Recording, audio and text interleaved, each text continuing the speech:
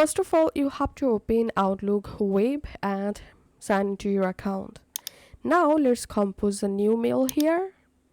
And now while you are composing a new mail here, select message. Now click on this apps icon and click on get add-ins, and you'll directly jump into add-ons page. Here in this search page, you have to type here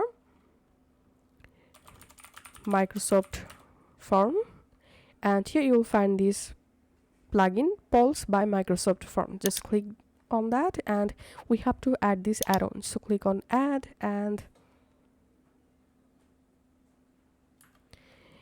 now just close these settings, and here we can see the Pulse by Microsoft Forms successfully added. Now close this, and now just click on the message body and again click on this add icon, and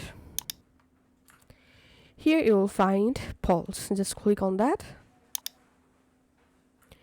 and just click on add a new poll, and here all you have to need in this box, you have to write your poll question, and here go ahead and just add your poll options.